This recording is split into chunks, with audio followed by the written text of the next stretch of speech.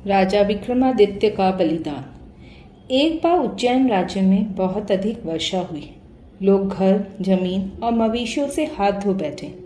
अपने राज्य की दुर्दशा देखकर राजा विक्रमादित्य ने राज्य के ज्योतिषी को बुलाकर पूछा, हे महात्मन, मैं अपनी प्रजा के लिए बहुत चिंतित हूँ। वर्षा के इस विनाश को रोकने का उपाय बताने की कृपा करें। ज्योतिषी ने कहा, हे विक्रमादित्य, संभवतः आप अपनी किसी प्रतिज्ञा को पूरा करना भूल गए हैं, इसलिए यह ईश्वर की दी हुई चेतावनी है। अब इसका पश्चाताप करना होगा। इस प्रलय से अपने राज्य को बचाने के लिए आप एक पैर पर खड़े होकर ईश्वर से प्रार्थना करें। शांति स्थापित हो जाने के बाद आप एक महायज्ञ करने का उन्हें वचन दें। राजा ने ज्योतिषी की बात मानकर एक पैर पर खड़े होकर तपस्या प्रारंभ कर दी। राजा 1 दिन, 2 दिन, 3 दिन लगातार तब तक तपस्या करते रहे जब तक बारिश रुक नहीं गई। राज्य में शांति स्थापित होते ही राजा ने महायज्ञ का आयोजन किया। पड़ोसी राज्यों से भी कई नामी संत महात्मा पधारे। महायज्ञ चल रहा था, तभी एक वृद्ध संत जो विक्रमादित्य के शिक्षक थे, परेशान से वहां पधारे। यज्ञ में व्यस्त होने के कारण विक्रमादित्य ने स्वयं आगे बढ़कर उस समय संत का स्वागत नहीं किया। हालांकि उनके चेहरे की व्यग्रता विक्रमादित्य ने देख ली थी।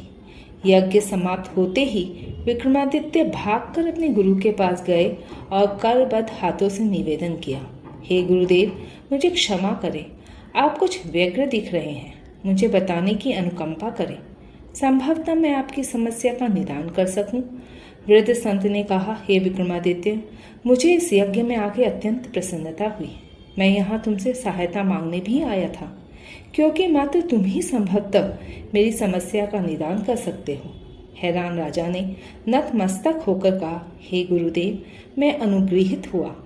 संत ने कहा, विक्रमादित्य, कल मैंने अपने कुछ शिष्यों को जंगल में लकड़ी लाने भेजा था। काफी समय बीत गया पर वे न लौटे। शाम होने पर मैं स्वयं उन्हें ढूंढने वन में गया। वहां एक गरजदार आवाज ने मेरा स्वागत किया और कहा कि मेरे शिष्य उसकी कैद में हैं। उन्हें छोड़ देने के मेरे आग्रह पर उस आवाज ने कहा कि मेरे शिष्यों को तभी छोड़ा जाएगा जब मैं उनके पास किसी निस्वार्थी एवं परोपकारी व्यक्ति को लेकर जाऊंगा। ऐसा व्यक्ति जो शिष्यों के लिए अपना बलिदान देने को तैयार हो। हे विक्रमादित्य, मैं तुम्हारे अतिरिक्त किसी और के विषय में सोच ही नहीं पाया। कृपया मेरी सहायता करो। विक्रमादित्य ने अपने गुरु को सांत्वना देते हुए कहा, हे गुरुदेव, मैं आपका शिष्य हूँ। आपकी आज्ञा शिरोधार्य है। चलिए अति शीघ्र चलते हैं। राजा ने अपने सहायक बेताल और अज्ञा को बुलाकर उन्हें और गुरु को ले चलने का आदेश दिया। दोनों घने जंगल में पहुंचे। उन्हें चारों ओर अट्टास सुनाई दिया और फिर 2 दैत्य प्रकट हुए। दोनों ने एक स्वर में कहा, आओ विक्रमादित्य, तुम्हारा स्वागत है। अपने सहायकों को वापस भेज दो और हमारे साथ आओ। काली माँ के सम्मुख हमने तुम्हारे बलि का पूरा प्रबंध कर रखा है। राजा ने अपने सहायकों को वापस भेज दिया और गुरुदेव के संग दैत्यों के पीछे पीछे चलने लगा। वे लोग एक पर्वत पर पहुंचे। वहां विक्रमादित्य ने गुरुदेव के 6 शिष्यों को आपस में एक साथ बंधा हुआ देखा। दैत्यों ने उन्हें खोल के संत से कहा, हे ज्ञानी व्यक्ति, अपने राजा को हमारे पास छोड़कर अपने शिष्यों को ले जाओ। विक्रमादित्य ने गुरु को जाने का इशारा किया। राजा की बात मान के संत चुपचाप अपने शिष्यों के साथ लेकर अपने आश्रम की ओर चल दिए। एक दैत्य ने दूसरे दैत्य को बलि देने के लिए तलवार लाने के लिए कहकर विक्रमादित्य से कहा, हे राजन, बलि के लिए तैयार हो जाओ। जाओ, जाके काली माता को नमन करो। विक्रमादित्य काली माँ की मूर्ति के पास गए। हाथ जोड़कर मनी मन माँ को याद करते हुए नमन के लिए झुककर बैठ गए। दूसरा दैत्य तलवार लेकर आ चुका था। उसने झुककर बैठे राजा की बलि के लिए अपनी तलवार ऊपर उठाई।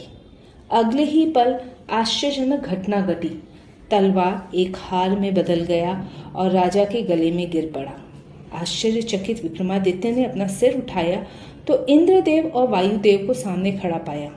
उन्होंने हैरान परेशान राजा को आशीर्वाद देते हुए कहा, विक्रमादित्य, तुम्हारी परीक्षा के लिए हमने दैत्य का रूप धरा था।